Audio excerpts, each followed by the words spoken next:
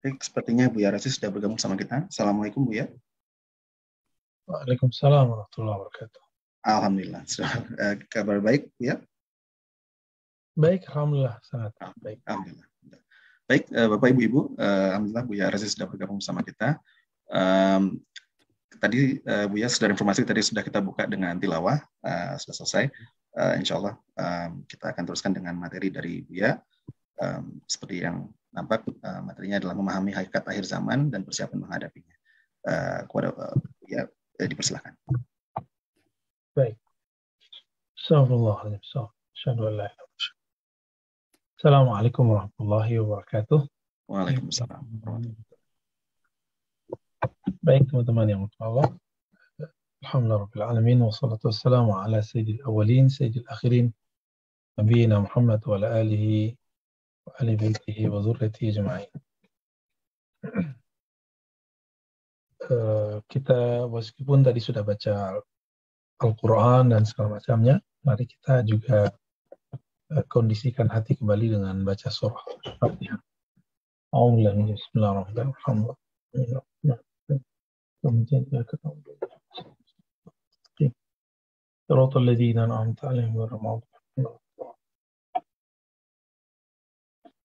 Baik, akhir zaman tidak usah jauh-jauh, itu sudah tertulis di dalam surah Al-Fatihah di lafaz Maliki Yaumiddin itu sendiri ya, persiapan.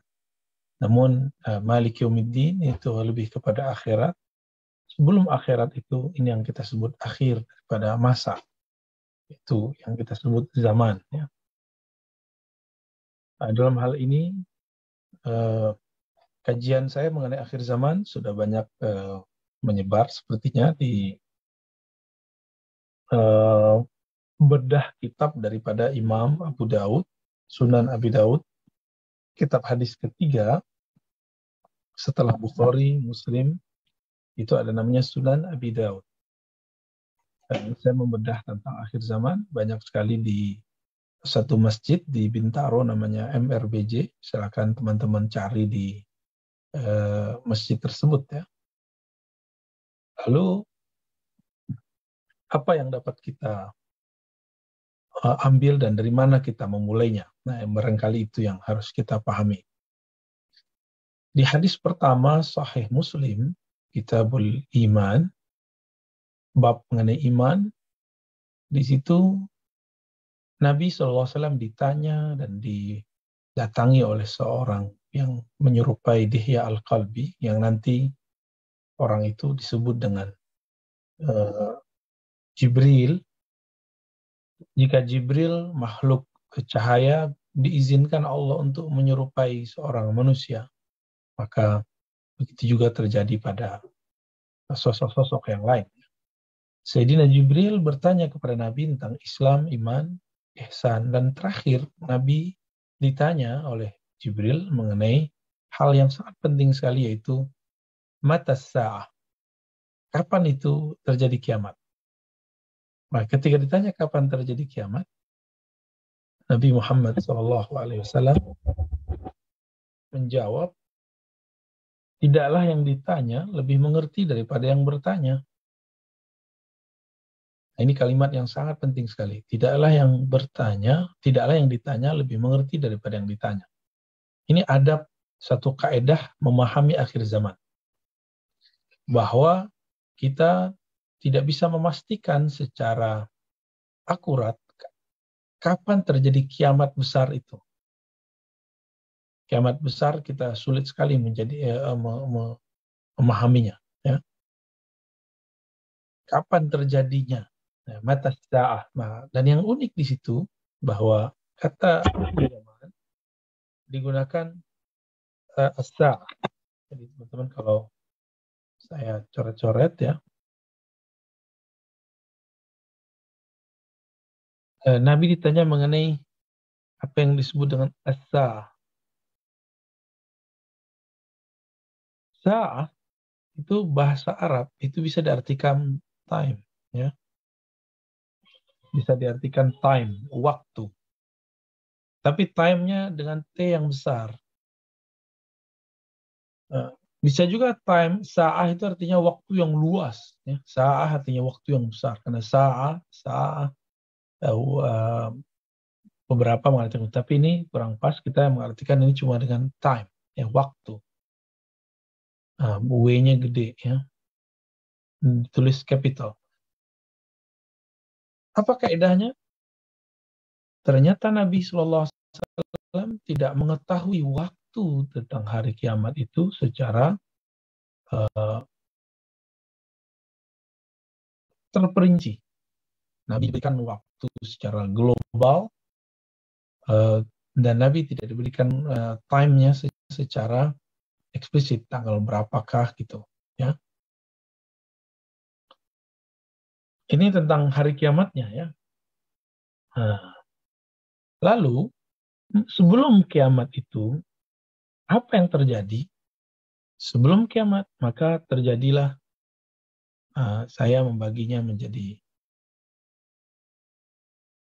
3, ya, dan ini mengikuti beberapa ulama-ulama kita, kebetulan sama, seperti Syekh Al-Habib Al-Adni misalnya. Beliau menyebutkan ada alamat, ada tanda kecil, ada tanda yang menengah, dan ada tanda yang besar. Dan berdasarkan kajian-kajian mereka juga, dan termasuk juga analisa beberapa masyaikh saya, para habaib juga, tanda kecil ini sudah lewat. Jadi teman-teman, tanda kecil sudah lewat, ya. Sekarang kita masuk di fase bahkan sudah mau habis tanda yang tengah ini. Sudah mulai habis juga. Ditandain dengan apa? Ditandain dengan kemarin itu ada pandemi. Ini ijtihad para ulama aja, jadi bisa jadi salah, bisa jadi benar. Namun ini mendekati kebenaran karena belum ada selama ini goncangan terdahsyat yang rata di seluruh dunia melebihi pandemi. Nah, ini beberapa kajian-kajian mereka, ya. Maka pandemi dianggap sebagai pembatas antara tanda-tanda yang besar ini dengan yang menengah. Inilah pandemi. Pandemi itu simbol daripada kezaliman, zulm, ya, atau jaur yang merata di semua lini, di semua negara, di semua manapun. Bahkan negara maju pun yang dituduh selama ini berkonspirasi, ternyata mereka juga jadi korban. Dan hutang mereka tambah banyak. Atas seperti Amerika, ya, US, termasuk juga Kanada, mungkin barangkali merasakan itu. Nah, sekarang kita mulai masuk pada marhala yang besar, yaitu masuk kepada wilayah ini. Mulai yang besar itu. Ya. Nah, tapi sebelum mulai yang besar, ini kan ditandai nanti dengan munculnya apa yang kita sebut dengan Dajjal. Ya. Dajjal itu, teman-teman, banyak yang kemudian karena nggak tahu, ingin ilmiah, ingin terlihat intelek atau apa, nanti kan yang pertama itu Dajjal dulu, ya. Lalu mencoba mengakal-akali Dajjal secara harfiah. Bahwa Dajjal itu sistem. Ya, kalau sistem berarti ada orang yang menciptakan sistem itu, yang membuat sistem itu. Itulah yang kita sebut Ad-Dajjal. Ya. Dajjal itu bahasa Arab artinya pembohong besar atau maha pembohong. Nah, sebelum Dajjal itu keluar, beberapa tahun akan terjadi apa yang disebut fitnah. Nah, fitnah mulai dari fitnah biasa. Fitnah dalam bahasa Arab di sini kekacauan. Kacau gitu ya. Nanti fitnah itu akan muncul dan puncaknya selama 40 hari waktu Dajjal keluar. Nabi memberikan nilainya bahwa 40 hari itu satu hari mirip terasa seperti setahun. Ya, hari berikutnya seperti sebulan, hari berikutnya seperti sehari. Itu tentu mungkin bagi orang beriman kali ya. Bagi yang tidak beriman, setiap harinya rasanya mungkin seperti setahun. Nah, sebelum si pembuat skenarionya ini muncul, maka kekacauan terjadi. Kacau itu apa? Nah, itulah yang menjadi sistem dari Dajjal. Benar dianggap salah, salah dianggap benar. Dan Dajjal itu kan tahu. Dajjal itu musuhnya siapa? Al-Mahdi. Ya, Al-Mahdi itu keturunan Rasulullah, zuriat Fatimah. Makanya saya sangat takzim kepada semua habaib, semua zuriat Nabi, apapun aliran politiknya, apapun pemahamannya. Kenapa? Karena bisa jadi dari fam mereka, dari zuriat mereka, nanti muncullah sosok yang disebut Al-Mahdi. Ya. Nah, kita nggak tahu rahasia Allah itu yang manakah mereka sebenarnya. Ya. Kita nunggu aja. Nah, sebagai pencinta Rasulullah, pecinta zuriatnya, barangkali kehati-hatian ini perlu. Ya. Karena Al-Mahdi itu zuriat Nabi, maka salah satu kekacauan yang muncul nanti teman-teman adalah meragukan zuriat-zuriat Rasulullah.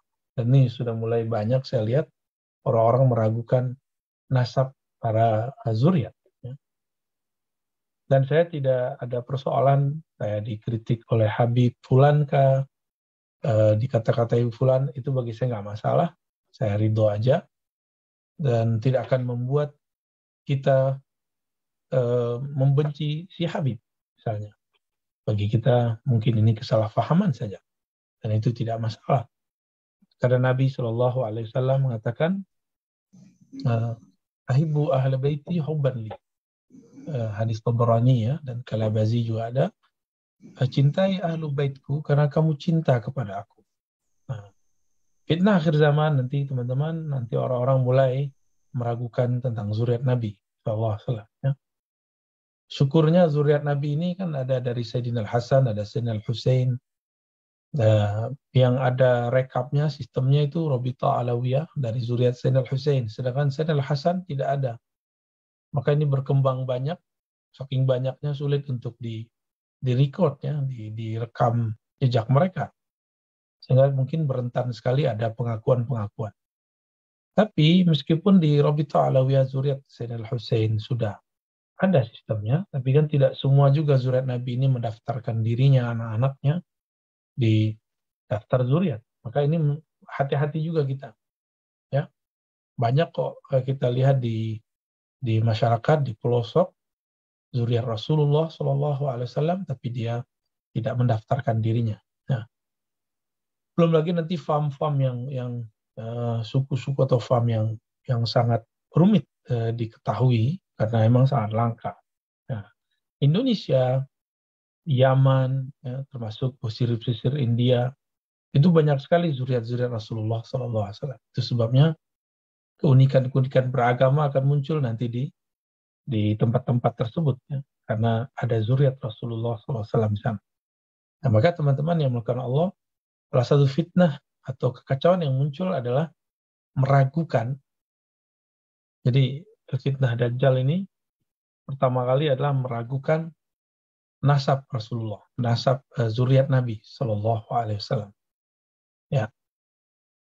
Dan yang berikutnya adalah karena sebelum Dajjal itu muncul, yang muncul adalah yang benar dianggap salah, salah dianggap benar. Gitu. Dan yang paling lucu sekali di akhir zaman ini, teman-teman, orang-orang mengira kalau mau berperang dengan Dajjal, kita harus siapkan senjata-senjata fisik. Itu benar, tapi kurang tepat. Ya, latihan memanah itu bagus, latihan renang, latihan berkuda itu bagus. Tapi yang paling penting sekali bukan itu, teman-teman. Yang paling penting sekali adalah latihan ruhani, karena ruhani ini yang akan ngecek, akan menjadi penimbang apa seharusnya yang kita lakukan di akhir zaman. Bayangkan, teman-teman, perang Dajjal dengan Al-Mahdi ini nanti bukan nggak pakai handphone lagi, handphone udah nggak ada. Ada musuh Allah, batu ngomong, pohon ngomong, kecuali satu jenis pohon. Itu gimana cara berbahasa dengan pohon tersebut?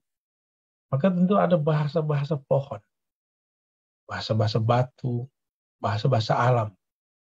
Yang dulu, teman-teman, saya pernah membahas dalam kitab Sirrul Asrar, ya, Sirrul Al-Asrar. Syekh Abdul Qadir Jilani menyebutkan tentang spirit atau ruh. Bahwa ruh ini tidak hanya ruh yang ada pada kita. Pada tumbuhan ada namanya ruh tumbuh. Bahasa Arabnya nabati. Ini ada di pohon. Ya. Maka Nabi bisa berbicara kepada pohon dan mengatakan, wahai pohon, wahai kurma, mendekatlah. Nabi juga pernah berbicara kepada hewan. Maka ada namanya ruh hayawani. Dan semua hadis ini sahih. Tidak ada yang palsu.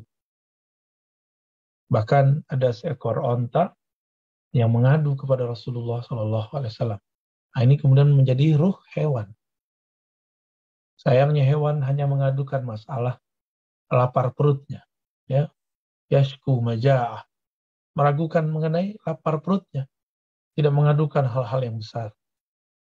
Sedangkan kita, selain mempunyai ruh nabati yang tumbuh, ruh hewani, maka di tubuh kita ini ada yang tumbuh, rambut, kuku, badan, tulang, tapi terbatas ya. Alhamdulillah kita nggak bertambah tinggi setiap tahun dan sudah berhenti di umur 20-an.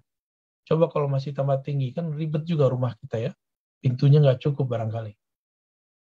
Nah, ada ruh kudusi. Ruh kudusi. Ruh inilah yang kemudian ada pada diri manusia. Diri manusia yang sejati. Nah, ini ada semua dalam diri kita. Nah, dengan ruh kudusi ini bisa berbicara kepada ruh hewani, ruh nabati. Jadi praktek itu sudah Nabi lakukan dan yang bisa menjelaskan tentang metodologisnya itulah Syekh Abdul Qadir Jilani. Jadi walaupun beliau hidup di abad ke-6 Hijriah, tapi beliau mampu menjelaskan metodologis apa yang terjadi di akhir zaman nanti. Maka saya berharap teman-teman, kita kajian akhir zaman jangan lagi terjebak pada persiapan fisik atau persiapan intelektual semata. Mesti ada persiapan ruhiyah atau spiritual. Karena inilah satu-satunya penyelamat kita sebelum ini terjadi semua. Ya.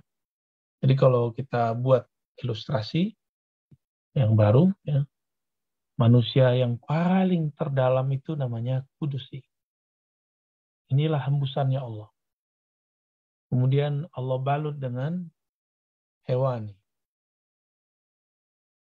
Lalu Allah balut dengan yang paling terluar itu nabati. Inilah yang tumbuh. Makanya kita punya sisi kehewanan. Hewanan itu saya sudah sebutkan teman-teman bahwa ada yang sisi binatang ternak, makan, minum, kawin, dan sejenisnya. Dan yang kedua ada emosional. Itulah hewan buas. Ya. Nah, dalam hal ini, kudusi, hewani, nabati. Nah, kita harus menemukan, kalau disebut dalam ungkapan ulama, siapa yang kenal dirinya, kenal Rabbnya. Itu maksudnya kenal semua ini. Kenal dirinya yang nabati, kenal dirinya yang hewani, kenal dirinya yang kudusi.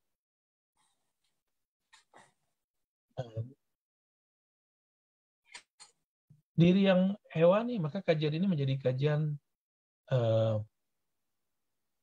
biologis, kajian kedokteran. Maka kita harus merawat badan, gitu ya, merawat fisik. Nah, disitulah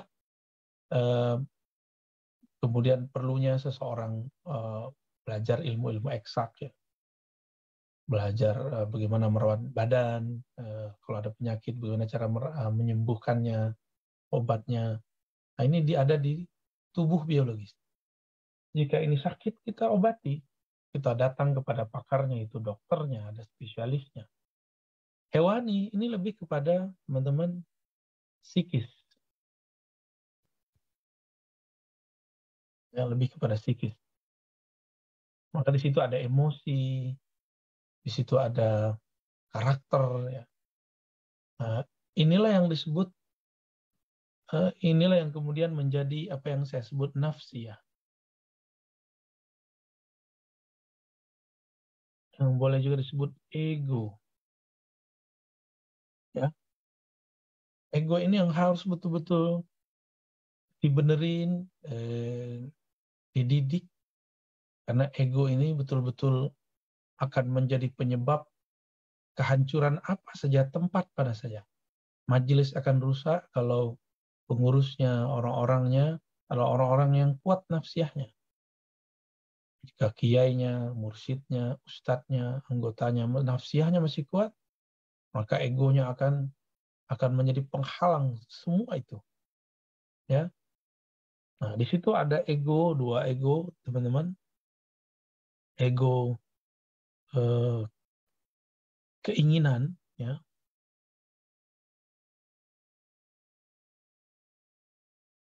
Ada ego ambisi.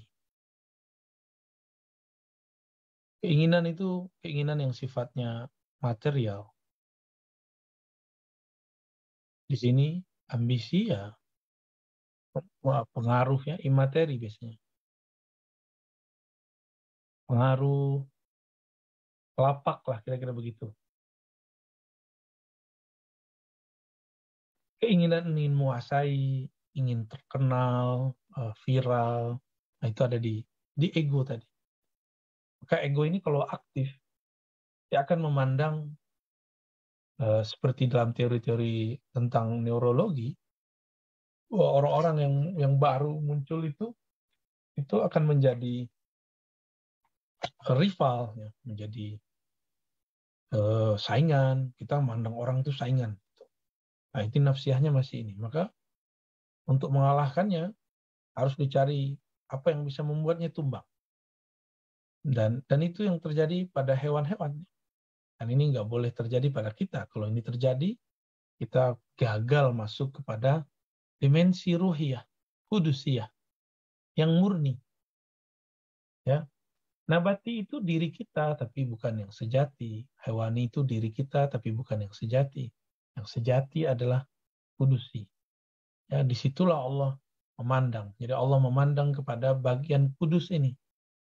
Disinilah niat mulai muncul. Disinilah itikat baik. Ya. Sisi hewani dan nabati tidak boleh dihabiskan, dihancurkan. Dia mesti ada karena tubuh kita masih di dunia, masih di bumi. Jadi kita rawat, seperlunya kita merawat.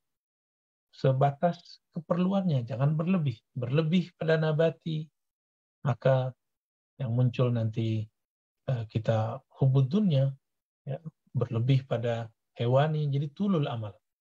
Jadi panjang angan-angan. Jadi hubud nabati ini di sini ada penyakit di situ, cinta dunia. Teman-teman, cinta dunia ini salah satu fitnah akhir zaman. Nah, sedangkan yang pada hewani itu adalah tulul amal. Tulul amal. Tulul amal artinya panjang angan-angan. Bukan amal ya, pakai ain, tapi ini pakai hamzah atau alif. Adapun pada bab kudusi, karena itu hembusan dari Allah, dia adanya kemurnian, maka sifat-sifat dan nama-nama Allah di situ dapat Allah ngejawantahkan, jadi Allah pantulkan. Bukan, tidak ada penyatuan Tuhan dan hamba, karena yang mengajarkan itu pasti ajaran yang menyimpang, hulul dan ittihad. Dalam agama kita, dalam akidah Ahlus Sunnah, tidak ada penyatuan. Yang ada adalah citra yang disebut tajalli. Ya. Allah memantulkan sifat-sifatnya, nama-namanya hanya pada cermin kudusiyah. Ya. Tapi jika cermin ini tertutup oleh karakter hewani, karakter nabati, maka yang terjadi teman-teman, manusia barangkali nanti akan menggunakan ayat-ayat untuk kepentingan dirinya, lalu disebut itu dari Allah. Ya. Dan sebenarnya tiada kita yang selamat dari nafsiyah. Semua kita, termasuk saya sendiri, tidak ada yang luput dari nafsiyah dan ego. Karena kalau itu hilang, ini bisa berbahaya. Maka kita memerlukan itu sebagai perangkat, bukan sebagai sesuatu yang dituju. Jadi kita akan membedakan antara tujuan kita dengan perangkat yang kita perlukan. Kita perlu makan, carilah kerjaan untuk makan. Tapi dalam bekerja itu, coba rawat ambisinya, jangan terlalu diberi ruang. Ketika kita berkeinginan, maka keinginannya harus yang sesuai dengan kudusnya ruh itu, dengan tidak memakan yang haram, tentunya tidak menghalal yang haram dan lain sebagainya. Ya. Kudus itu di situ tidak ada emosi, tidak ada keinginan-keinginan yang positif, yang negatif. Kudusi, bahkan jika ada orang memperkarakan kita tidak memperkarakannya. Nah, inilah cocok dengan kita mau masuk bulan Ramadan. Nabi itu berharap sebenarnya dengan puasa kita masuk ke ranah kudusi. Maka dibuatlah indikator di hadis itu, idza qatalahu ahadun aw syatamahu, jika ada orang ngajak tengkar, ngajak berantem, ngajak syatamahu, atau ada orang mencaci makinya, falyaqul inni shaim, katakan aku berpuasa. Shaim di situ menahan, aku sedang mendidik egoku. Itu kalau dikatakan orang, misalnya dituduh orang ini itu, kita nggak boleh kemudian reaktif. Ketika reaktif berarti egonya masih hidup, masih belum bisa dikendalikan. Berarti kudusinya belum bisa mengendalikan hewani dan nabatinya. Nah, kita tumbuh dari kecil, teman-teman. Kita lihat anak kecil ketika awal lahir, maka yang mendominan itu nabati. Tumbuh, kuat. Lalu lama-lama emosinya ketika dia interaksi dengan teman-temannya, dengan orang tuanya, dengan lingkungannya, maka tambah kuatlah secara hewani, psikis. Maka mesti ada yang merawatnya secara kudusiyah, ya, secara rohani. Dan itulah para mursyid wali Allah.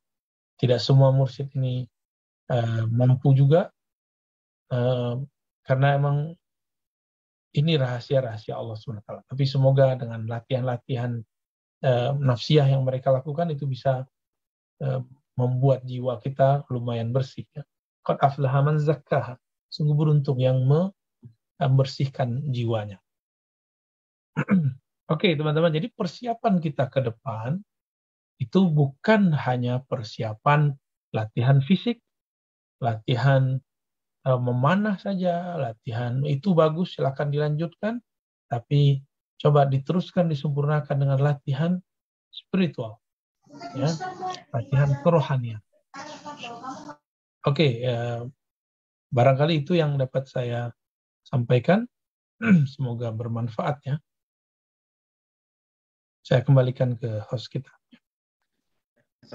Terima kasih Bu Yarasi untuk materinya tadi. Insya Allah ini menambah pengetahuan kita dan menjadi bekal persiapan kita untuk menghadapi akhir zaman, insya Allah. Kalau boleh, saya minta izin Bu ya untuk mungkin ada beberapa pertanyaan dari jemaah kita. kepada jamaah mungkin yang ingin bertanya mungkin boleh raise hand dulu ya Pak, supaya kita tahu ada yang mau bertanya atau tidak. Sebentar waktu ada satu pertanyaan dari chat yang sudah masuk, saya izin bacakan Bu ya. Assalamualaikum Bu ya, izin bertanya, apakah yang dimaksud dengan fitnah Dajjal? Apakah korelasi antara surat Al-Kahfi dengan fitnah Dajjal, dan mengapa kita dianjurkan untuk membacanya di hari Jumat? Itu pertanyaan pertama. Silakan Bu. Ya, hari Jumat adalah hari penciptaan alam semesta, hari di mana Sayyidina Adam dicipta, dimasukkan dalam surga, juga dikeluarkan dari surga masuk ke bumi. Lalu apa korelasinya dengan Dajjal dan baca penangkal Dajjal? Teman-teman, Dajjal itu nanti ujungnya adalah menyembah selain Allah. Bahkan mungkin menyembah si Dajjal itu. Karena di zaman itu nanti teman-teman, kita nggak bisa main Zoom begini, dan nggak bisa makan lagi seperti biasa. Maka coba didik orang-orang terdekat kita, anak, istri, katakan bahwa yang mengenyangkan kamu, zahirnya betul makanan. Tapi pada hakikatnya Allah. Seandainya nanti makanan sudah tidak ada, maka ingatlah yang benar-benar mengenyangkan engkau adalah Allah. Maka mengadulah kepadanya. Jika Allah berkehendak, Allah akan menciptakan kenyang itu dalam diri kita tanpa kita perlu makan. Itulah makna Allahus Samad. Allah tempat menggantungkan semua harapan makhluk.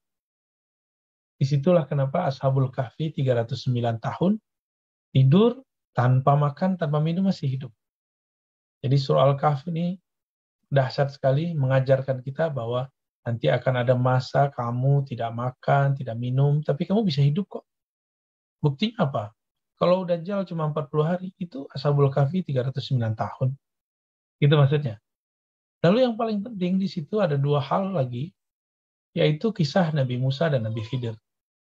Meskipun yang dibaca cuma 10 ayat awal dan 10 ayat terakhir, atau dalam riwayat lain bagian-bagian awal saja daripada surah Al-Kahf, tapi teman-teman yang melakukan Allah, bagi saya semua yang ada dalam surah Al-Kahf itu betul-betul senjata akhir zaman. Cerita Nabi Musa dan Nabi Khidir ini menunjukkan bahwa seorang Nabi Khidir dididik oleh Allah berbuat berdasarkan tujuan, menjaga kemaslahatan batin. Maka dia berbuat bukan dengan penampilan zahir, orang ini zahirnya baik terus kita baik. Bukan hanya itu. Tapi Nabi Khidir adalah orang yang berhukum dengan hukum hakikat, sedangkan Nabi Musa berhukum hukum syariat. Dan ini menunjukkan bahwa secara kasat mata betul hukum syariat sepertinya hendak berbenturan dengan hakikat. Tapi setelah dikomunikasikan, setelah dijelaskan, maka tidak ada sebenarnya pertentangan. Nabi Musa pun menerima. Maka sampai akhir zaman nanti, teman-teman, orang-orang yang memikul, memegang, mengemban di dalam dirinya ilmu-ilmu Khidriyah Nabi Khidir ini, yaitu ilmu tentang hakikat, akan diingkari oleh orang-orang syariat. Ini sudah sunnatullah. Dan ini pelajaran bagi orang-orang yang belajar tentang akhir zaman, bagi orang-orang yang belajar ilmu-ilmu ma'rifatullah, untuk tidak marah seperti Nabi Khidir, tidak marah ke Nabi Musa ketika diingkari. Tapi karena mereka buat kontrak belajar, bahwa Nabi Musa nggak boleh ingkar banyak-banyak. Dibuatlah limitnya 3 kali ingkar. 3 kali ingkar, baru kemudian 3 kali pertanyaan, baru kemudian diberikan jawaban. Nah, ini pelajaran hebat teman-teman. Jangan kalau belum paham, jangan banyak ingkar. Kalau belum mengerti, kata Imam Ghazali, "Lau sakata man la ya'lam saqatal khilaf." Ya, seandainya orang yang tidak mengerti diam saja, tidak berkomentar, maka perselisihan akan dapat berguguran, redam sendiri. Jadi nggak perlu capek-capek. Tapi ini zaman sosial media, tangan lebih dulu berbicara dari lidah, lidah lebih dulu berkomentar daripada otak, otak lebih dulu berpikir daripada qalbu. Akhirnya, lihatlah apapun yang terjadi dari masa ke masa, orang bertengkar cuma dengan status, postingan, selentingan, dan kita ini masa kita harus ridai, dan emang adanya begini. Allah lah yang menentukannya, Allah yang menjadikannya. Dan puncak dari surat Al-Kahf itu ada di akhirnya. Apa puncaknya? Puncaknya adalah tidak syirik kepada Allah. Nah, syirik itu bukan hanya nyembah matahari, nyembah gunung. Syirik yang paling berbahaya adalah syirik khafi. Syirik khafi, syirik yang tersembunyi di dalam kolbu, yang terpendam di dalam jiwa. Bahwa kita kalau lapar, dalam hati mengatakan nasi atau gandum atau roti lah yang mengenyangkan, bukan Allah. Ini sudah syirik. Nanti ada masa, teman-teman, ini semua dihilangkan oleh Allah Subhanahu wa taala, lalu orang-orang akan kaget, tiba-tiba ada yang menawarkan itu, atau ada keajaiban dari orang tersebut, orang ini nanti akan disembah-sembah. Berarti dia gagal memahami surah Al-Kahf, gagal memahami kisah Ashabul Kahfi. Inilah puncaknya. Ya, puncaknya yaitu tidak syirik. Nah, nanti akan ada orang sakit banyak dan disembuhkan oleh sosok si pembohong ini. Maka orang ini akan disembah-sembah. Ya, si pembohong itu akan disembah-sembah. Begitulah nanti semua. Maka persiapan kita di akhir zaman, persiapan ruhiyah, persiapan kemurnian kudusiyah tadi. Ya, jadi intinya ada di ayat terakhir, wala yusyrik bi'ibadati rabbih ahada. Tidak menyekutukan Allah dalam menyembahnya sedikit pun. Seorang pun. Wallahu a'lam bishawab. Ya, terima kasih Bu ya jawabannya. Ada Mas Yopiana yang sedang angkat tangan tadi. Ada yang ditanyakan, silakan. Ya, selamat pagi Buya. Ya. Alhamdulillah, saya senang sekali bisa bertemu langsung tatap muka sama guru saya. Alhamdulillah saya sudah menginikan diri saya bahwa Buya adalah guru saya. Untuk pertanyaannya, mohon maaf tentang kajian marifat. Untuk kajian marifat dalam zikir kolbu atau zikir kopi itu kan asmanya Allah Allah Allah atau hu Allah ya Bu ya, yang saya tahu gitu. Apakah sementara saya sering dengan bersolawat Bu ya, seperti sallallahu ala Muhammad dalam pekerjaan, dalam duduk ataupun dalam setiap lagi lihat-lihat HP atau lihat TV gitu. Alhamdulillah secara gitu sudah terbiasa. Apakah itu juga termasuk dalam kajian marifat Bu ya? Terus yang kedua, saya mungkin baru kali ini saya bertatap muka sama Buya. Saya ingin istilahnya dianggap atau diakui lah sebagai murid Buya secara langsung bervirtual.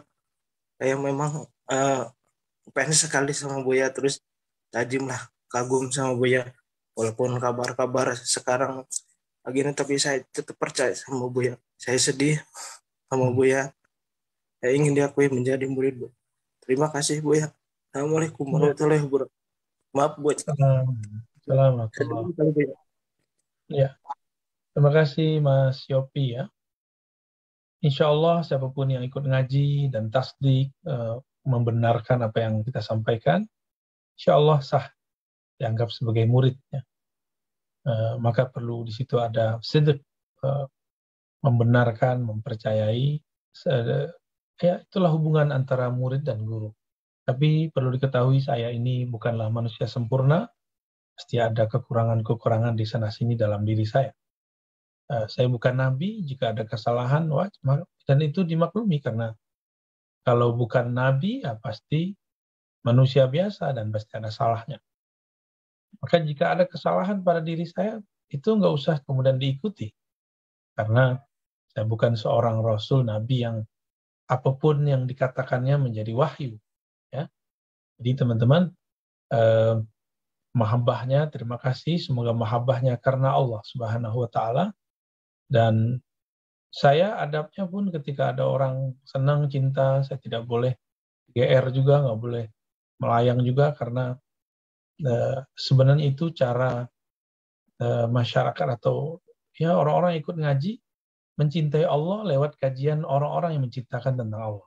Semoga saya termasuk orang-orang yang diridhoi oleh Allah menceritakan tentang ma'rifatnya, ma'rifat mengenainya. Ya, mengenai zikir gitu ya, dan sholawat. Zikir dan sholawat itu bukanlah ma'rifat itu sendiri. Zikir dan sholawat itu adalah latihan untuk nafsiyah. Latihan untuk nafsiyah. Supaya nafsiyah ini bisa dikelola, maka perlu ada zikir-zikir untuk, bolehlah saya sebut, mengaduk-aduknya. Jadi zikir itu dapat mengolah jiwa, sehingga jiwa ini bisa tunduk kepada qalbu. Sholawat itu sebenarnya dimensinya sudah sampai pada dimensi ruhiyah, karena sholawat itu bab cinta. Jika seorang zikir dan sholawat dengan bab cinta, barulah masuk itu sholawatnya kepada kudusiyahnya tadi, yaitu kemurnian kolbunya.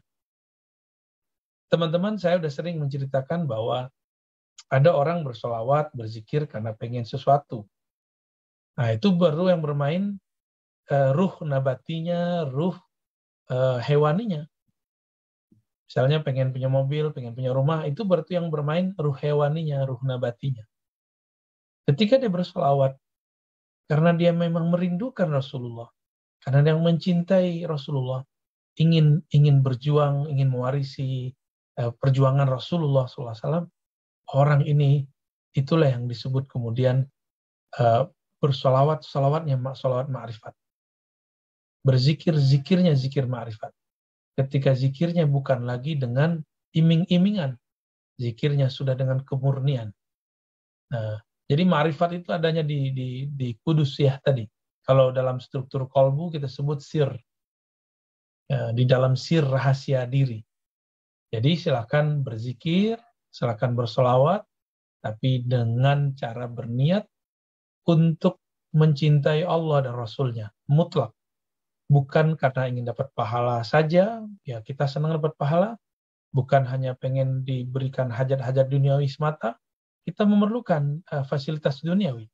Tapi lebih tinggi dari semua itu, yaitu mencintai makhluk yang paling dicintai di dunia, yaitu Sayyidina Nabi Sallallahu Alaihi Wasallam. Ya, untuk masalah hiruk pikuk di luar, Mas Yopi nggak usah reaktif ya, biarin aja. Ini cubitan dari Allah. Apakah nafsiyah kita reaktif, ego kita hidup, atau ego kita bisa dikendalikan? Ya.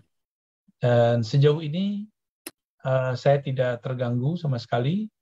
Tidak juga mau membalas-balasi, kecuali yang perlu diklarifikasi secara keilmuan. Tapi secara nafsiyah, kita nggak perlu membela diri.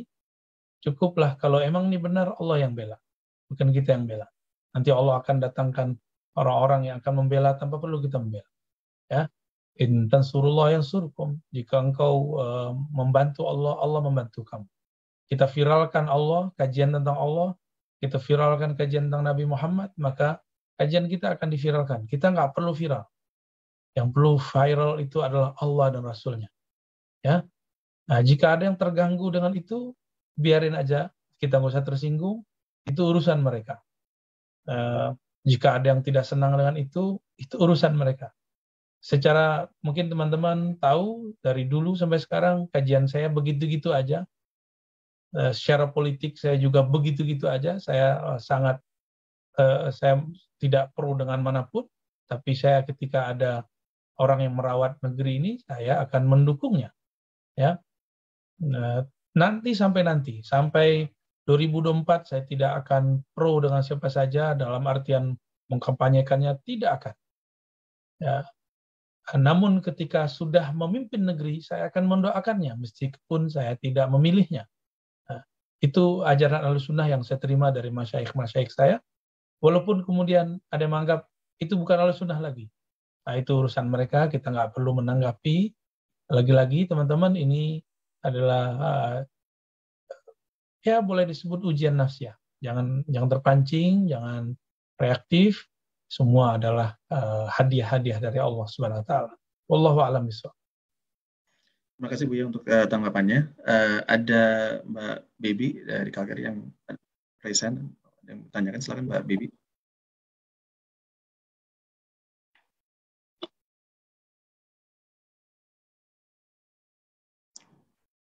Mbak Bibi kok masih di mute kayaknya. Oh ya, sorry. Assalamualaikum Buya, apa kabar? Maaf foto. Waalaikumsalam. Saya cuma mau bilang kemarin tuh saya dari Jakarta sama Dede mencoba untuk ketemu, tapi ternyata jadwal kita bentrokan. Insya Allah kapan saya ke Jakarta lagi kita bisa ketemu lagi. Insya Allah Mbak Bebe. Sehat-sehat Buya.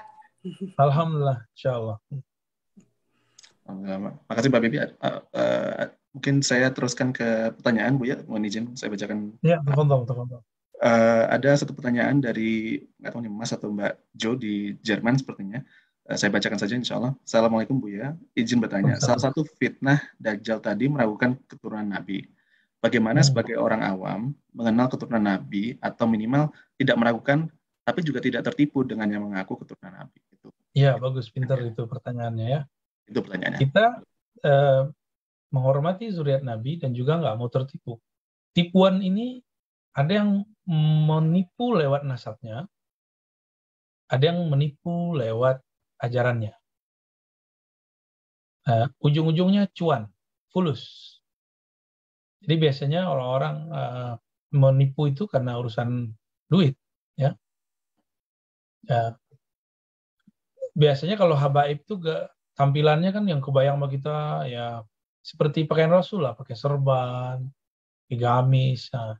Tapi ujung-ujungnya nanti adalah cuan, gitu. Orang-orang yang habib yang sebenarnya itu, walaupun misalnya ada nih nasabnya benar, tapi kemudian dia eksploitasi jamaahnya, bahkan menipu jamaahnya. Jika itu terjadi, kita tidak mengingkari nasabnya, tapi kita tidak sepakat dengan penipuannya. Termasuk misalnya, ada habib punya pandangan berbeda dengan kita dalam bab politik, jangan pernah menghina nasabnya. Nah ini saya nggak mengingatkan juga kepada para hater, para buzzer yang mungkin nggak senang dengan seorang habib atau beberapa habib, jangan meragukan nasab mereka. Kritik saja pergerakan politiknya, tapi tidak mengata-ngatai manhaj nasabnya. Ini penting sekali, ya. Nah, ini salah satu adab kita yang mesti kita jaga benar-benar, ya. Kalau ada kemudian semacam gejolak masalah ini, teman-teman, jangan kemudian meragukan mereka sebagai zuriat Nabi SAW. Dan berbohong atas nama Nabi itu dosa besar, maka orang yang mengatakan dirinya zuriat Nabi, ini dosa besar. Jangankan itu, kita mengatakan ayah kita adalah si fulan, padahal bukan, itu dosa besar. Apalagi mengatakan kakek kita adalah Rasulullah SAW, padahal bukan, itu lebih besar lagi. Nggak tahu tuh saya tanggung berapa itu. Makanya saya ketemu di kampung saya sendiri, di Pariaman misalnya, Tuanku Sidi, jadi orang yang lahir sebagai zuriat Rasulullah, mereka biasanya dapat gelar di depan namanya baru lahir Sidi, Sayyidi, atau Siti, atau Sayyidati. Tapi saya tanya kepada ulama-ulamanya, ini kan belum dikaji secara ilmu sanadnya, ilmu nasabnya. Maka kami pun tetap mempertahankan gelar Sidi, tapi tidak memastikan diri kami zuriat Nabi. Jadi mereka sudah sampai pada kalam seperti itu. Yang saya temui ya, dan ada beberapa mahasiswa kita juga yang melaporkan itu. Jadi mereka hati-hati, karena jalurnya jalur Azmat Khan. Beda dengan jalur-jalur Hadrami, zuriat Rasulullah, mereka punya rekap. Ya. Tapi sayangnya tidak semua juga yang mencatatkannya. Saya bertemu beberapa pendakwah di kalangan habaib yang keluar masuk pelosok Sumatera, Jawa, banyak sekali yang tidak mendaftarkan dirinya di Rabithah Alawiyah. Jadi habaib itu ada komunitasnya yang validasi nasabnya, itu namanya Rabithah Alawiyah. Tapi tidak semua yang zuriat Rasul terdaftar di sana. Ya. Barangkali itu ya, wallahu a'lam bishawab. Terima kasih Bu ya tanggapannya. Mungkin saya karena terusan waktu, mungkin saya izin sampaikan satu pertanyaan lagi Bu ya, insya Allah. Ada satu pertanyaan Dari Sailal Arimi ya, saya bacakan insya Allah. Izin bertanya Buya, apakah kiamat itu akan datang setelah semua umat manusia telah mendapatkan kabar tentang Islam? Kita tahu sampai sekarang masih ada suku bangsa pedalaman bahkan primitif belum mengenal baca tulis apalagi hidayah Islam. Apakah nanti mereka mengenal agama Islam dulu walaupun enggan menganutnya baru akhir zaman itu pertanyaannya. Ya. Oke, baik. Nah, ini kalau belajar akidah, jadi nanti mesti ada kajian intens tentang akidah. Ada namanya Aqidatul Awam, ada Matan Sanusi. Assalamualaikum Buya. Nanti kalau kita belajar tentang akidah, kita bisa membahas dari sana, insya Allah ya. Teman-teman yang dimakan Allah, orang-orang yang belum dapat dakwah keislaman, keimanan, ihsan, ini disebut dalam ilmu akidah dengan ahlul fatrah. Ahlul fatrah. Fatrah pakai ta, ya. Yaitu orang-orang yang kosong dari jangkauan dakwah. Orang-orang tersebut tidak dapat hukuman apapun dan tidak dapat tugas apapun dalam agama ini. Dan bisa jadi sampai akhir zaman nanti ada tempat yang tidak tersentuh, yaitu hutan-hutan. Makanya Nabi mengatakan jika terjadi fitnah akhir zaman, maka larikanlah diri ke dalam hutan. Bukan buat perumahan di tengah hutan, bukan ya. Tapi kita hidup sendiri sehingga kita tidak akan kena fitnahnya, kacauan akhir zamannya. Ya. Kira-kira begitu. Nyambung? Baik. Mungkin karena waktu juga saya mohon maaf pada jamaah mungkin yang ada pertanyaan-pertanyaan yang belum terjawab. Insya Allah mungkin bisa disampaikan pada kesempatan berikutnya. Terima kasih pada Bapak Ibu yang sudah menyampaikan pertanyaannya. Insya Allah jawaban-jawaban dari Buya tadi juga menjadi menambah ilmu pengetahuan dan menambah berkah untuk kita semua. Assalamualaikum Buya. Boleh bertanya Buya? Assalamualaikum. Mungkin Buya boleh izin satu kali pertanyaan terakhir. Oke, silakan diatur Pak Abimo. Assalamualaikum Buya. Assalamualaikum. Ya, silakan. Assalamualaikum Buya. Ya, silakan Pak, pertanyaannya. Waalaikumsalam. Buya. Ya, silakan pertanyaannya. Ya, Assalamualaikum. Ada teman nih Buya ingin bergabung di Thariqah yang Buya bimbing. Cuma setelah mendengar baiat, dia agak ragu. Seperti mungkin Fobia dulu pernah ada NII yang baiat gitu Buya. Oke. Mungkin penjelasannya gimana Buya? Ya, perlu digarisbawahi saya tidak menerima baiat. Ya, karena saya bukan seorang amir. Bagaimana dengan torikot yang ada dulu? Saya juga ngambil baiat torikot, tapi di dalam kajian akhir-akhir zaman saya menemukan satu sir rahasia bahwa kita tidak perlu lagi membuat baiat. Kita tunggu saja sosok yang satu saatnya akan berhak menerima baiat itu. Yang ada cuma sebenarnya prosesi bergabung sebuah torikot. Kalau di torikot saya cukup ngaji dan talqin zikir ya, dan yang diutamakan ngajinya. Biar yang dominan itu intelektual spiritualnya, bukan perasaannya, ya, bukan fanatismenya. Karena kita sudah banyak sekali melihat perpecahan di tubuh amal thariqah. Yang dominan bukan spiritualnya, bukan intelektualnya, tapi perasaannya. Ini yang kemudian tidak diperkenankan. Jadi cukup ikut ngaji aja dengan kajian-kajian kami. Jika beruntung talqin zikir, jika tidak masalah. Ya, karena saya tidak memberikan talqin, tidak memberikan baiat, tapi hanya memberikan talqin zikir sesuai dengan sanad-sanad ahli hadis dan ahlu thariqah. Dan kemudian menyampaikan taklim-taklimnya. Ya. Kalaupun ada di guru-guru saya banyak thariqahnya, ada Naqsyabandiyah, Samaniyah. Mereka sampai sekarang masih memberikan baiat. Termasuk thariqah yang sedang saya dalami itu Khidriyah Muhammadi, itu juga ada baiatnya. Ya. Thariqah yang sebelumnya Naqsyabandiyah, sampai sekarang saya masih mengamalkan itu dan masih memberikan talqinnya, tapi tidak lagi menerima baiatnya. gitu ya. Jadi mohon maaf teman-teman, saya tidak terima baiat, apalagi baiat online seperti yang dituduhkan. Itu jauh sekali dari manhaj yang saya jalani, dan semua orang sudah tahu yang ikut ngaji saya dari awal ya. Wallahu a'lam bishawab. Terima kasih Buya untuk tanggapannya. Pertanyaan tadi sekaligus menutup sesi tanya jawab kita pada sesi kali ini. Saya mewakili pengajian Calgary. Buya mengucapkan terima kasih sekali pada Buya atas waktunya sudah diluangkan untuk beberapa series kajian kita, beberapa pertemuan belakangan ini. Insya Allah menambah berkah untuk kita semua, dan mudah-mudahan kita kasih umur panjang dan bisa bersilaturahmi lagi di lain kesempatan. Amin. Amin. Insya Allah Buya, mohon izin untuk kita menutup kajian kita, mungkin bisa memimpin kita dalam doa untuk menutup kajian kita pagi hari ini, sore hari ini, insya Allah. Baik teman-teman, ada satu doa, silakan diikuti doa yang diajarkan Nabi dalam Sahih Bukhari, doa yang sangat cocok untuk akhir zaman. Nanti ada bahasa Arabnya, ada bahasa terjemahannya. Nanti silakan dibaca dengan salah satunya atau dua-duanya. Bismillahirrahmanirrahim. Ikuti. Allahumma inni as'aluka salamatas sadr.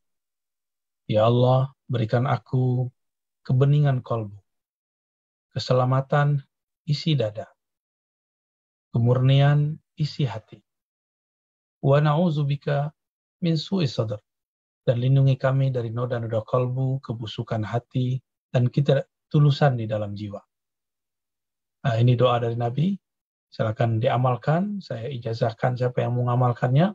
Sebenarnya untuk mengamalkan ini tidak perlu ijazah, tapi biar mantap aja cukup. Saya ijazahkan siapapun yang mengamalkan, baca ini setiap ada sholat atau minimal sekali sehari. Semoga Allah nanti akan memurnikan isi hati kita, memurnikan diri kita dari nafsiyah, ego, penyakit-penyakit kolbu, kebusukan-kebusukan hati yang terselubung. Ya, insya Allah. Jika orang mengamalkan ini, insya Allah, Allah akan berikan dia husnul khatimah. Karena yang membuat orang su'ul khatimah itu adalah su'us sadr, kebusukan hati.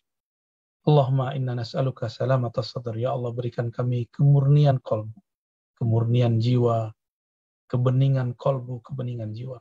Wa na'udzubika min su'is sadr. Ya Allah, jagalah kami daripada busuknya hati, busuknya jiwa. Hanya Engkaulah yang mengetahui isi hati kami, ya Allah. Innaka alimun bidzati sudur. Engkau yang maha mengetahui apapun yang tergores di hati kami, ya Allah. Maka famla' qulubana binuri ma'rifati. Penuhilah kalbu kami, ya Allah, dengan goresan-goresan ma'rifat, goresan-goresan ilmumu, goresan-goresan kelezatan mengenalmu. Rabbana atina fid dunya hasanah wa fil akhirati hasanah wa qina adzabannar. Sallallahu alaihi wasallam Muhammad alhamdulillah rabbil alamin. Saya mohon izin pamit. Mohon maaf atas kekurangan. Assalamualaikum warahmatullahi wabarakatuh. Waalaikumsalam warahmatullahi wabarakatuh. Terima kasih sekali lagi